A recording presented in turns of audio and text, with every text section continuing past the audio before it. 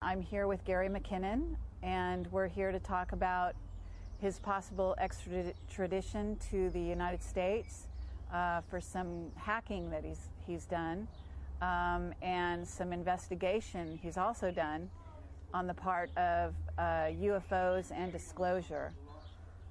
So, Gary, maybe you can tell me what it is that the U.S. government is really sort of on about in regard to you and your perspective on it. The main thing that concerns me, I've made full and frank admissions all the way down to police interviews that yes, I did obtain unauthorised access to these systems. But they're piling on these ridiculous damage claims. And I've since found out that for it to be worth a year in prison in America for an extradition case, it has to be worth at least $5,000 damage because it comes under cybercrime. So, as if by magic, lo and behold, every machine I was on, I'm accused of causing exactly $5,000 worth of damage to. So it's patently untrue. And in my opinion, and the opinion of others more well-informed than me, the pressure they're bringing to bear has more to do with where I've been and what I may have seen. Okay, I found that very interesting that they were actually claiming damage, because my understanding is you were on a dial-up modem and that you didn't even download files. So how is it that you actually did any damage? They've got no explanation. I mean, they just claim it. And under this new extradition law, you don't have to provide any evidence, which is ridiculous. And also, it hasn't been signed on your side of the water. Congress, Senate hasn't ratified it. So at the moment, it's a treaty with only one signature. Okay. And you had one hearing, and when was that exactly? The last one was, I think, in the middle of May or towards the end of May, I'm not sure.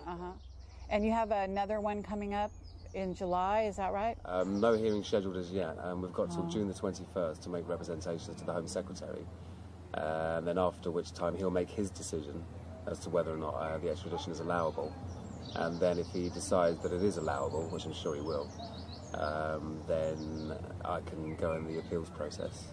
Okay, and so once you're in the appeals process, you're still safe over here, so to speak, in terms of they actually can't do anything to you yet. Is that right? That's correct, yeah. I mean, I've been on bail now, £5,000 security for months and months, and since before that, for 4 years since the arrest. So for 4 years? Yeah, you've March been on... 2002 they arrested me. Wow. Okay, so maybe you could explain exactly what you're in for, or up for, I guess might be a better word. Apparently it's 7 counts of intentional or malicious damage and unauthorised access, each count carrying 10 years maximum each. And previously the American government had tried to do some deals with me, whereby they said if you don't force us to go through extradition and just come across of your own free will, then we'll give you only 3 to 4 years in prison, most of which you can serve in your own country after the first 6 months or 12 months. I said, fine, that sounds great, give me that in writing. Guess what happened? I didn't get it in writing. So I said no to the various deal offers. So it looks like on paper they said to me, if you don't accept the deal, we'll prosecute you to the max. That's a verbatim quote from Ed Gibson, who was the attaché of the US Embassy in London at the time. And to me, that's not a deal. A deal is something arrived at after reasonable discussion between 2 or more parties. Absolutely. Not saying, here it is, if you don't take it, we'll prosecute to the max. So yeah, I think they do want to try and push for the full 60, 70 years in prison, which is ridiculous considering they had blank passwords and there was no passwords. Right. So let's get into that a little bit. You basically, I don't know if you want me to use the word hack. I don't know if you consider yourself a hacker or did at the time. I never did consider myself a hacker at the time. And also basically all I was doing, because it was an administrator level account, let's not forget, with full control of the local machine, with a blank password. So it was almost like logging on. So let's back up one minute here, and exactly what were you looking for when you were doing this? At first I was looking for anything to do with UFOs. As I got more into the subject and listened to more serious talk and discussion about the subject, and was introduced to the Disclosure Project, and realised that there were 400 witness testimonials from people that had worked from everything in civilian air traffic control, up to military radar operators, right up to men and women in charge of whether or not to launch nuclear missiles. I thought these are surely credible people. And the whole suppressed technology thing of it, which kind of grabbed my humanitarian side. I thought, crikey, we're having wars over oil, we're burning fossil fuels, polluting the environment. We have old age pensioners dying in Britain because they can't afford to heat themselves because the fuel bills are so high. So I thought, why on earth is this technology being sat on? I can see perhaps some of the arguments that may be forwarded, what if terrorists had free energy, or terrorists had anti-gravity, or what if terrorists had guns? Everything's dual use. Sure. Yeah, if you protect it, make it tamper-proof, anything, but just get it out to the public, because surely everyone should have it. Okay, so, but as far as the hacker community, you said, I believe, in some of the things I read, that you came across a lot of other sort of interested parties that were investigating the same places you were, and were aware that they were blank passwords and were able to get into via the administrative sites. Is that right? Yeah. I mean, I would have been surprised if there wasn't anyone else, because it wasn't even really a hack to get into. It was just large-scale phishing with blank passwords. And some of these places, were pretty special places. There weren't places that you would think wouldn't have firewalls or blank passwords. And this was what year that you were involved in this? 2000, 2001. Mm-hmm. So it's not that long ago, so computer systems should have been, especially for government and military and NASA, you would think they would be covered. Absolutely. For things like that. In fact, I think they're supposed to be federal guidelines, Mm-hmm. So in a way, you did them a favor.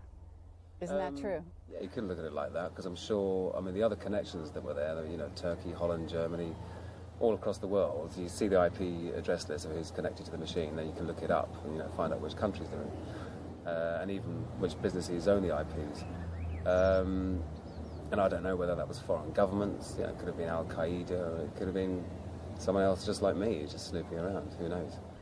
That's a very interesting point. So you've got these administrators, basically, that got found out because of what you did. Wouldn't you?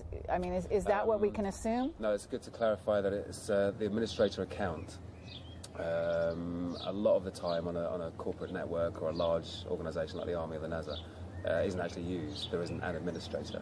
Oh. But it's a built-in account, so you can't delete it. You can rename it.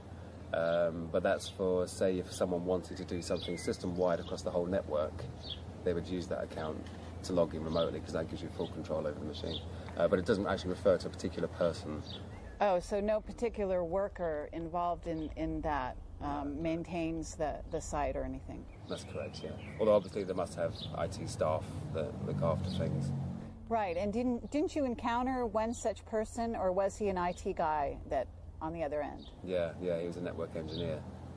Because I had graphical remote control of the machines, it was literally like sitting on the chair opposite the screen, opposite the monitor. I think I must have got the time zone wrong when he was working late hours or whatever, but he obviously saw the mouse moving across the screen. And next thing I know, WordPad flashes up, and someone types, "Who are you?"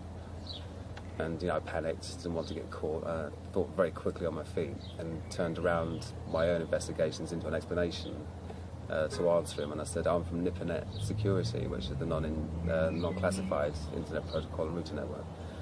And I've discovered some unauthorized scanning coming from this machine. And I'm here to investigate it. And he immediately, it was a good ploy of mine, human nature, tried to impress me with his knowledge and showed me this, did a virus scan, and pretty much showed me that the machine was clean.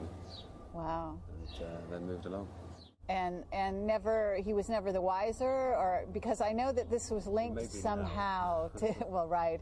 But I mean, my understanding was it was linked somehow to you actually getting caught, a month later, or I don't know how much longer? I can't actually remember when that incident took place.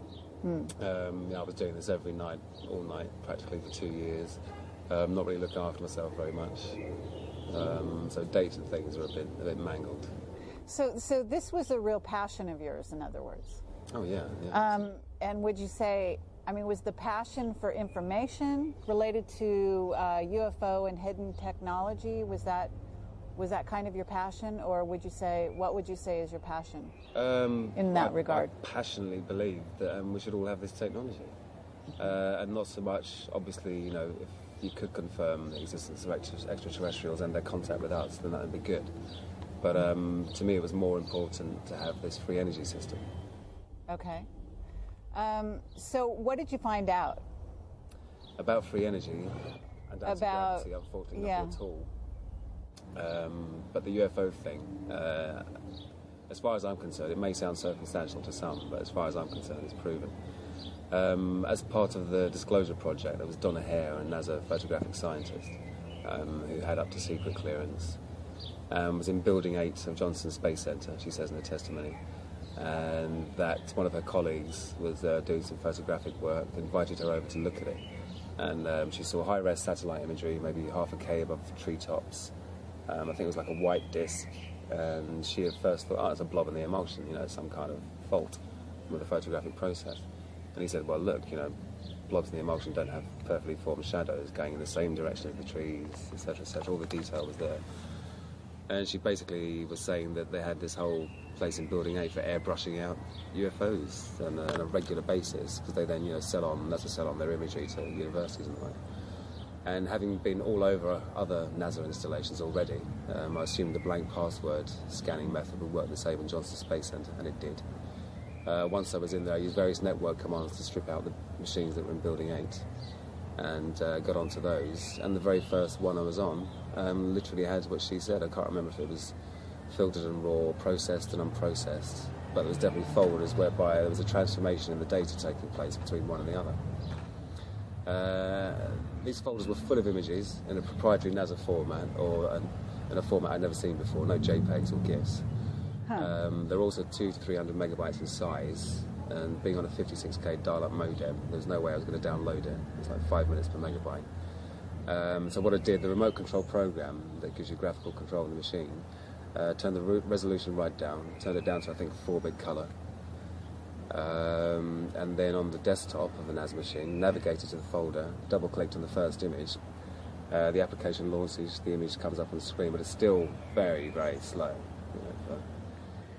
And what I saw, I was hoping to see exactly what she was describing, sources and very definite imagery. Mm-hmm. And what instead I saw was, I assume it was the Earth. This was in sort of shades of grey, but you had the Earth's hemisphere, I think about 2/3 of the screen, and then halfway between the top of the hemisphere and the bottom of the picture, it was a classic sort of cigar-shaped object, but with sort of golf ball domes, geodetic domes.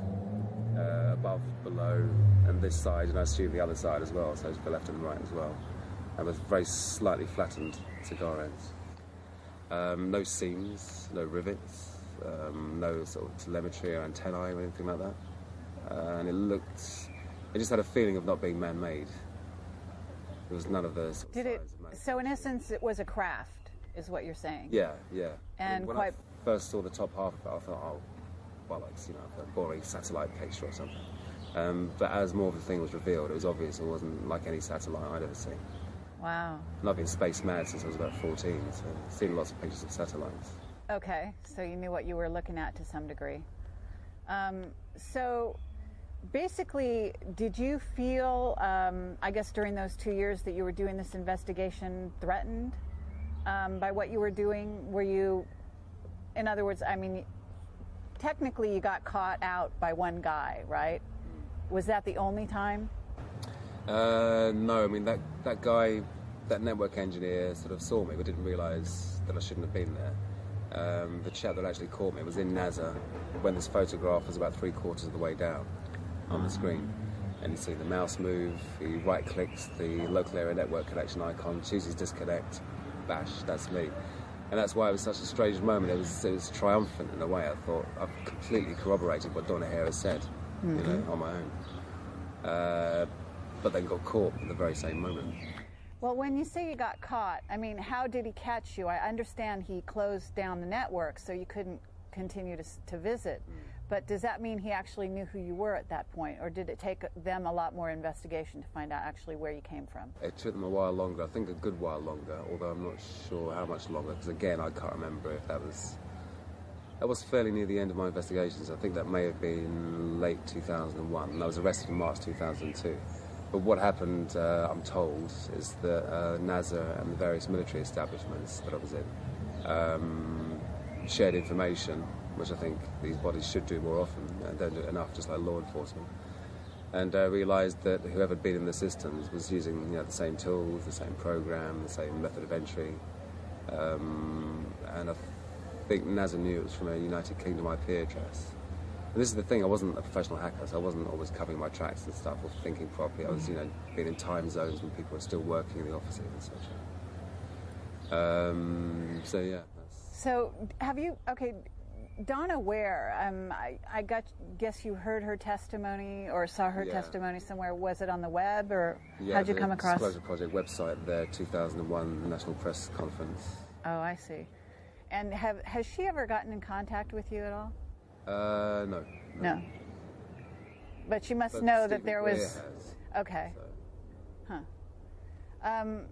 And you've actually been interviewed by a number of publications,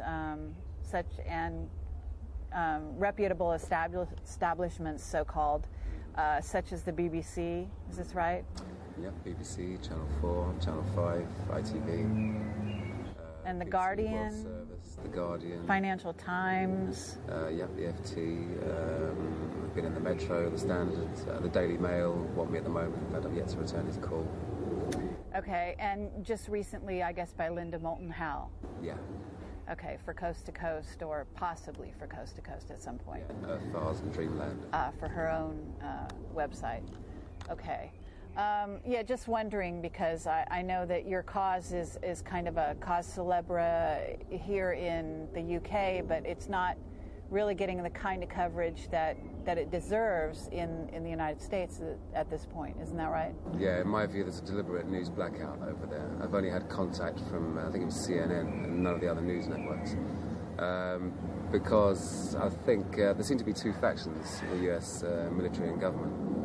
One of them is hugely embarrassed by what you could term failings in security. No firewalls, no passwords, no security, basically. Especially since 9/11, security should be a lot more strong. And the other faction seems to want it all out in the open and to have a big show trial, a big circus trial, and say this is what happens to hackers. Oh, I see. To use you as a scapegoat kind of a person. Well, that sounds unfair, and it sounds like, just from the most obvious level, is that why didn't they just hire you, since you basically pointed out a real hole in the system. They could have brought you on board. It sounds like you're not totally against security, computer security. No, not at all. And I've got great respect for law enforcement agencies and military agencies. When they're thinking correctly. But I think these days they know I'm in complete disagreement with years and years of not American foreign policy. I hate when people say, it's American this, American that, 'cause it's not the American people. It's just you've been the victims of a succession of very bad governments with, very short-termism outlook. So I think they know that I wouldn't work for them. And how does the British government actually treating you, or have you had any interactions with members of the British government? Obviously, write to MPs and that sort of thing. But I am very disappointed when you think the first thing the British government did with this was hand it over on a plate to the American government. All the evidence was in London. My hard drive was in London. I was in London. I'd made a full and frank admission to all the unauthorised access. All the details were there. And at first the police here were quite friendly. They said, you may get 6 months community service, just helping the community at large, etc.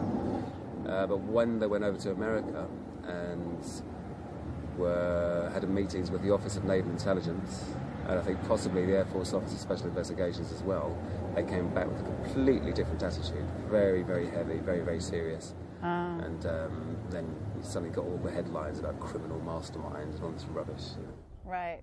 And isn't it true that you also sort of were inspired by War Games to some degree, the movie? That's a kind of a misquote by John Ronson. Okay. I said I had seen that. Right. But I wasn't really inspired. What actually inspired me was The Hacker's Handbook by Hugo Cornwell, who is now Peter Summer at the London School of Economics. Oh, really?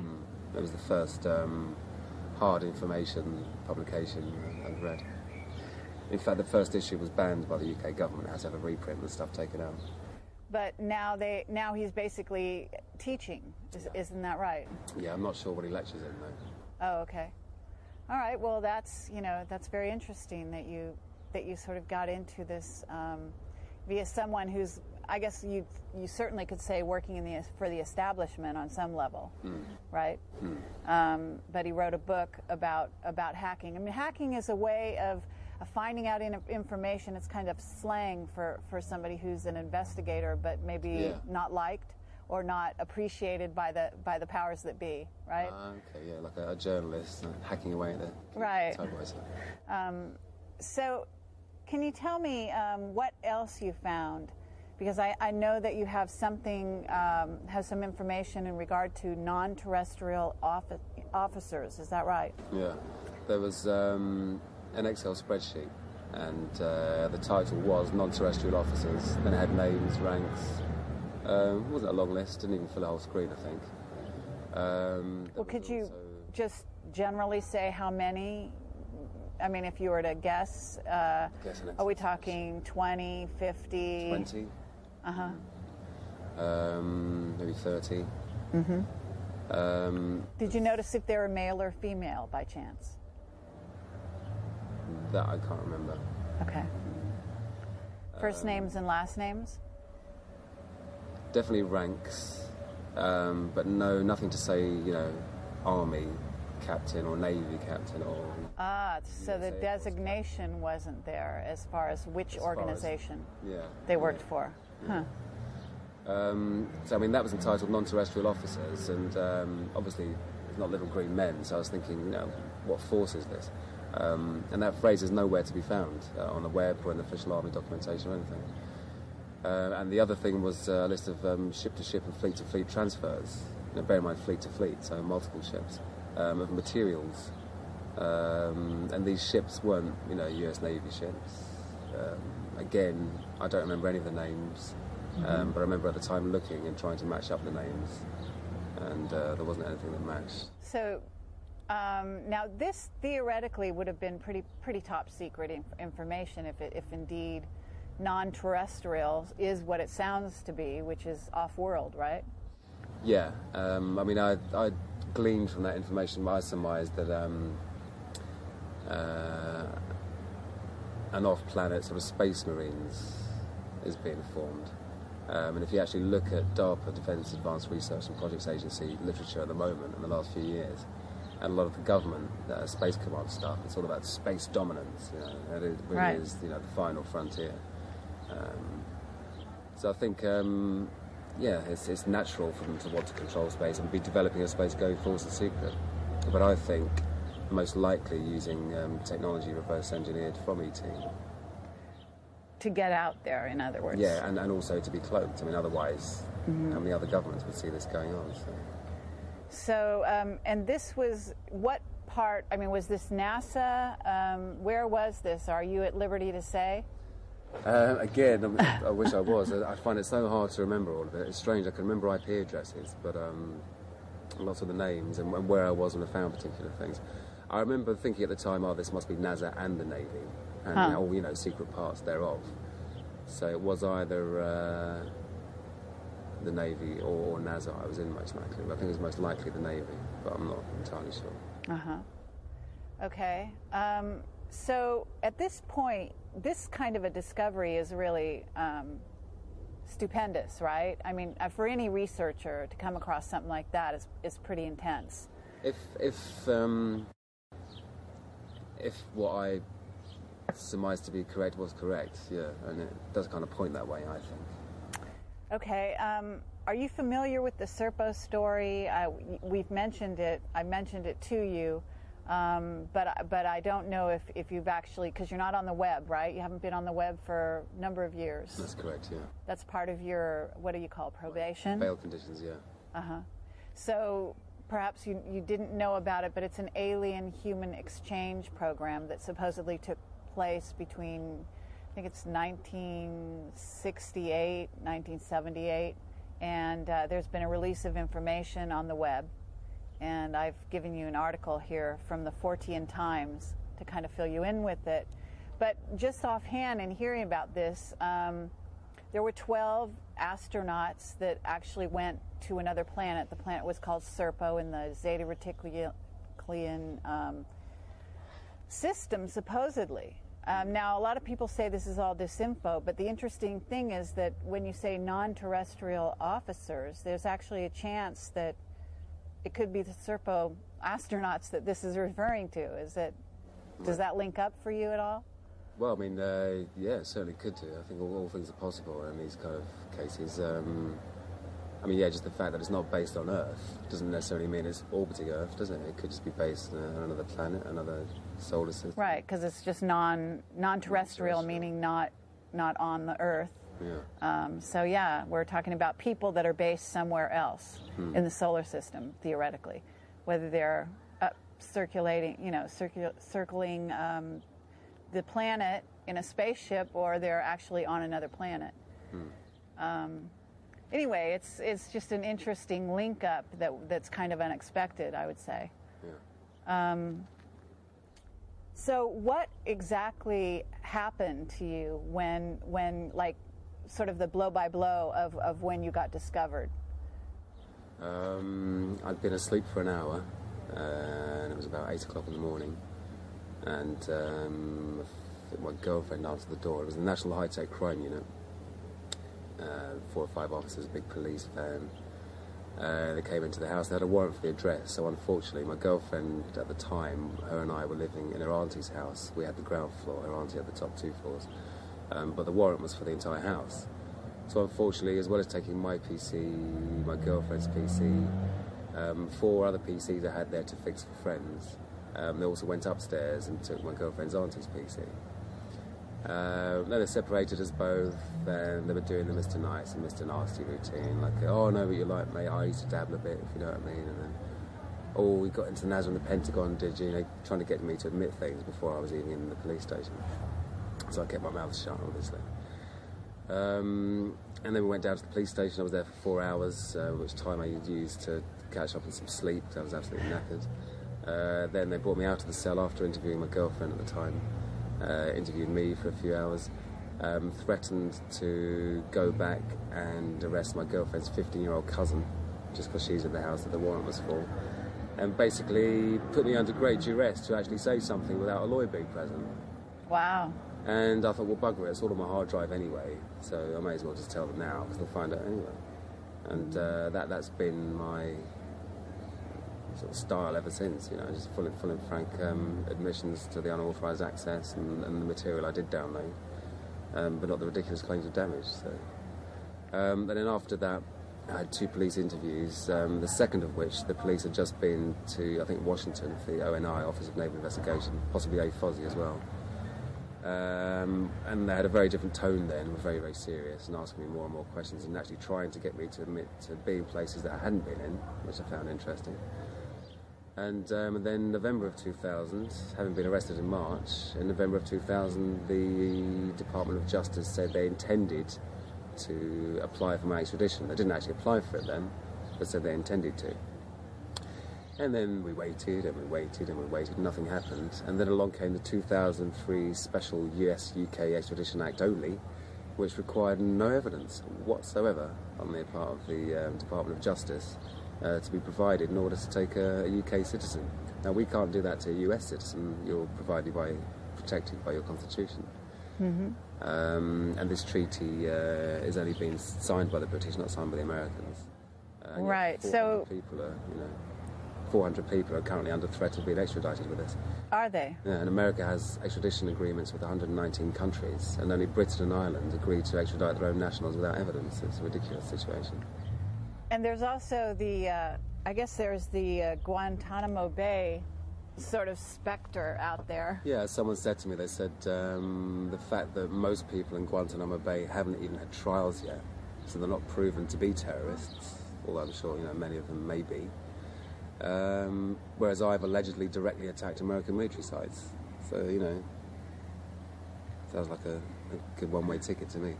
And also the fact of this military order number 1, where you have a secret military tribunal, no right of appeal, no right of comment. They declare national security and the whole thing is just, you know, in a black hole from then on. So you have a lawyer, is that right? Absolutely, yeah. And I get legal aid here because I'm unemployed. You get free legal advice. Okay. And has your lawyer, I mean, I don't know whether you're at liberty to say or how they're going to be sort of supporting you in this? We felt that District Judge Nicholas Evans, who ruled in my last hearing, didn't really properly address all of the main points we brought up.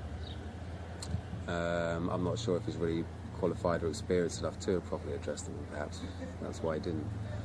So we feel that we've got a better chance on the appeal of getting things changed. Also, we're actually trying to get the law changed, because it's not just about me, it's about many other people, and the fact that you can be extradited without evidence. So we're trying to get judicial reviews in motion and put some pressure on, and we've got petitions going, etc., etc. Okay, and you have a website, isn't that right? That's right, yeah, freegary.org.uk. Okay, very good.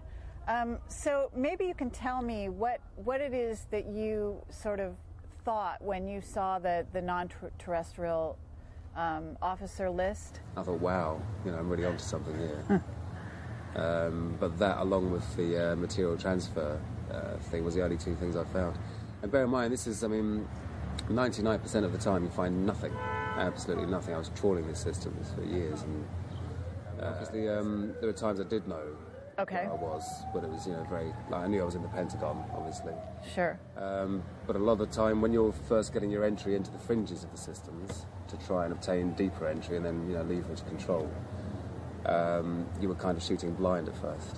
Mm-hmm. And there's a chap over here, Peter Warren, an investigative journalist, who tells me that he went over to America to interview the top brass and said, to say to them, why are you pursuing this guy so vehemently? Why is this the first extradition in a hacking case ever? And someone apparently said to him, it's not because of, what he's done and what he's saying, it's where he's been and what he may have seen that he's not saying. Okay, well, let's pursue that for a second. Is there some stuff that you haven't revealed to the press, for example, that you might have come across that, is sort of your ace in the hole that you're holding, some cards you're holding? If there was, I wouldn't tell you. Oh, really? Okay. Okay. Fair enough. And there's a sense that if you have information that it would be stowed somewhere safe. Because, look, people disappear every day, isn't that right? Mm-hmm. So, hopefully you protected yourself on some level. I'm not going to disappear. Yeah. Okay. So, in a sense, are you actually considering yourself a bit of a warrior? You're fighting a battle? No. I'm certainly in conflict. Mm-hmm. But, well, what I mean is like, in a sense, you're fighting a battle for disclosure when all's said and done in the acts that you've taken part in. Isn't that right? I guess I am, but I get very impatient with this sort of cloak of grandness that a lot of people in this field tend to cloak themselves in. And to me, it's a job that has to be done. It has to be done, pragmatically. Uh-huh.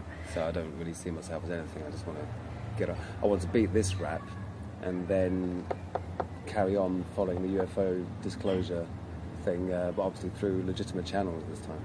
Okay. So, just out of curiosity, have you thought of writing a book?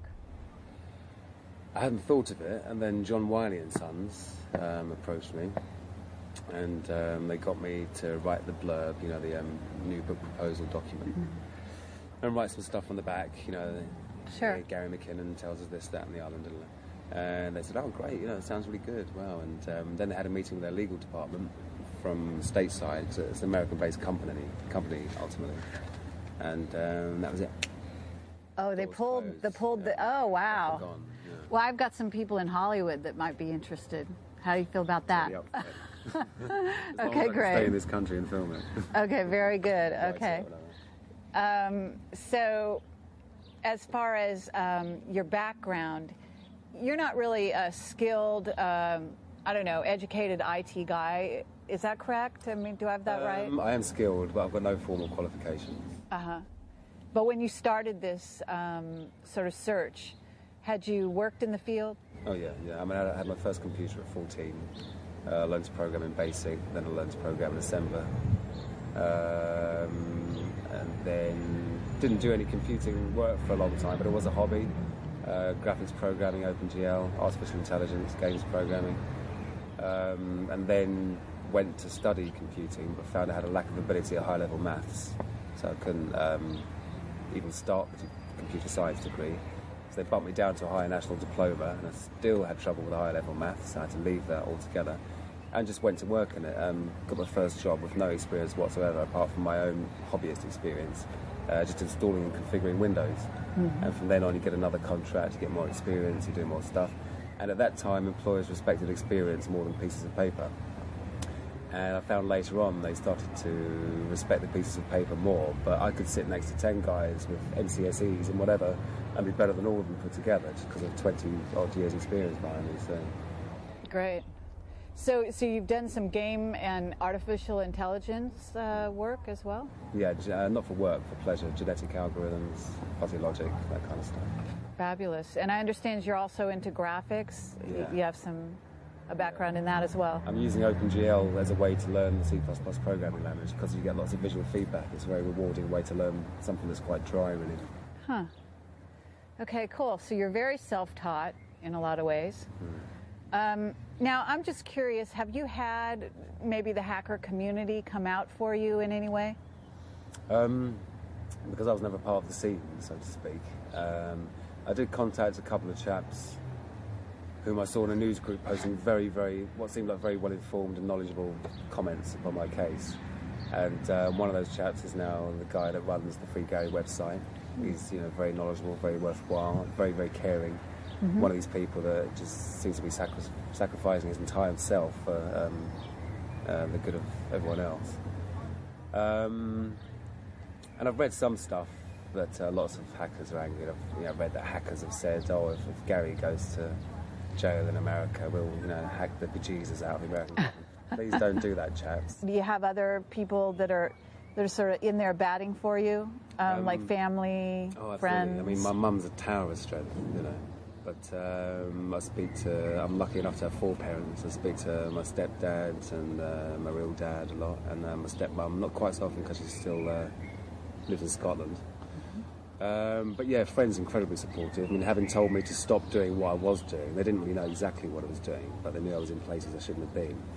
And they're all saying, it's very silly, you shouldn't do that, and trying to discourage me from doing it. And then they were very angry when it first came out that I'd been caught. But yeah, they're incredibly supportive. Okay. And I think the best thing is when we just make jokes about it, because it's quite dark sometimes, thinking, God, I could be facing 60 years in jail. So it's right. good to keep a sense of humour. Okay. When you do investigation for 2 years, I'm sure that, a lot of it sort of goes into the back of your head somewhere. And I was just curious whether or not, of course, I don't know what you're reading lately or anything, but if you ever find things that collaborate what you might have come across, that kind of thing. Yeah, I mean, my story in itself, just, that hacking story, I didn't find out, well, there was only a few items. So, there's nothing more that I've forgotten. That is all there is, the Excel spreadsheets and the picture. But you're absolutely right. Having read lots of stuff recently, I've had so many people get in contact with me, and thanks to all of them sending me books and DVDs and being unemployed and stuff, it's really nice to have something for your brain to chew over, Sure. And I did realise there were places I'd been, which I didn't know at the time, but I've since found out are apparently hotbeds of UFO activity. China Lake. Well, certainly, I guess, Johnson Space Center. Well, yeah, absolutely, Johnson Space Center. A couple of NSA machines in Fort Meade as well, actually. So yeah, the stuff, I do think I probably was in places that were more sensitive than I realised at the time. I probably missed a whole lot of stuff, So you did keyword searches, isn't that right? Well, no, once you have to become, it's no good just being an administrator of the machine. You have to become what they call in a Microsoft network, the domain administrator, so you've got full control of the entire network. Once you've got that, you can run a program. I used one called LandSearch, I think, at the time, which just searches every single computer and picks up files of certain types. But unfortunately, at that time, it wasn't good enough to look for keywords within the files. So I had to get creative with file names. Wow. So you could have just missed something that was top secret just because it was called, some innocuous name that didn't, trigger any idea. And also I eventually realised there was one network I was on, I won't say which, where because of the technique of rather than going around with a CD and installing Windows in every machine individually, you create what's called an image, and you shoot that image across the network onto each machine. On this particular network, the image had been made with a blank administrator password, so I had 5,000 machines, all with blank administrator passwords. What was the question there? How do you search something like that? Oh, right, yeah, that's what I started to realise. This was just too huge a job for one person. Right, absolutely. It took years and years and years. And it did become boring, because most of the time you find nothing. And also my relationship was going down the pan, I'd left my job, I was going down the pan, wasn't eating properly, wasn't washing properly. It was a proper unhealthy obsession. So you were really motivated, though, on a certain level. Yeah, I thought I was doing something that would ultimately be for the benefit of a lot of people. So. Well, I think there are a lot of people out there that would support sort of the right to know on a certain level, certainly free energy. And if we're sending officers off-world, then what are we doing using things like the space shuttle, the ancient machinery that's blowing up in space? Yeah. And I think what you're saying about hacking to find stuff out, I think I wouldn't advise anyone to do it or anything like that. But there's plenty of times in history where you can only gain freedom by breaking the law. Jesus himself, I remember in the Bible, telling people off where poor people were stealing food off the tables, and they were, cutting their hands off. And he's like, yeah, they're poor, they're starving. Let them steal a little bit. How's it going to hurt you? Right. Would you, do you envision a future for yourself? I'd like this whole thing to be dropped, or at least to be tried in my own country. That's the first thing. That's obviously taking up a lot of my energy at the moment. Beyond that, I'm absolutely fed up with fixing people's computers. And I'd like to follow my singing ambitions, which is where my main passion lies, singing and songwriting. Oh, great. Okay. I'm sick of machinery and technology and fast living and profit and... Well. Okay. So is there anything else that you'd want to, tell people that kind of about this experience, about where you were at those 2 years? Obviously, it's a few years later, you're kind of older and wiser, but, is there a message within what you were doing back then? Kind of, if you can place yourself back then. Always listen to your girlfriend. Okay, I hear that. Very good. Okay, well, this is Kerry Cassidy, and we've been talking here with Gary McKinnon, and having a beer out in a pub, the back of a local pub here in London, on the outskirts. Isn't that right? That's correct. And I do have one other question. I'm wondering, do you think to this day that you've got organizations that are using that kind of administrative blank password, duplicating desktops? Right. Well, I'm not sure, but is it the Government Accounting Office over there, or the General Accounting Office? They put out a report every year appraising federal security and critical national infrastructure. And I read that every year, and every year it doesn't get any better. Wow. So I think I'd stake a hefty amount of money that if I went and did that again today, that you could probably do the same thing again, yeah. So what that actually means is that there could be easily some people out there that are coming across the same things you are. I reckon. Yeah. They're just not getting caught. Yeah. Right. Now, just in terms of the ET situation, did you ever have a sighting yourself, or have you ever, had any interactions with other races, other beings from other planets? No, I saw something once when I was about maybe 11 or 12, I think. And it was just a light in the sky. It was night time, and it wasn't moving in a straight line. It was moving very erratically. It had a general direction, It was moving very erratically side to side. I thought, well, it's not a meteor, you know, it's not a satellite. But I didn't know what it was. It wasn't an aeroplane, you know, the sort of lateral motion was quite fast. Okay.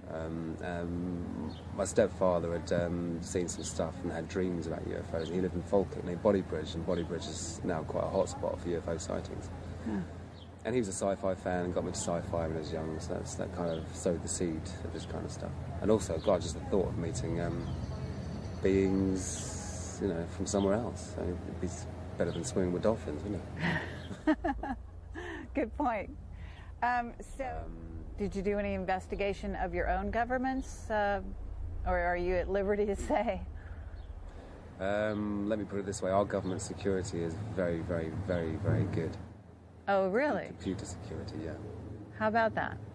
That's very. But then again, so is the CIA's. I mean, Langham, for instance. Langley. That's very, very, very, very good as well.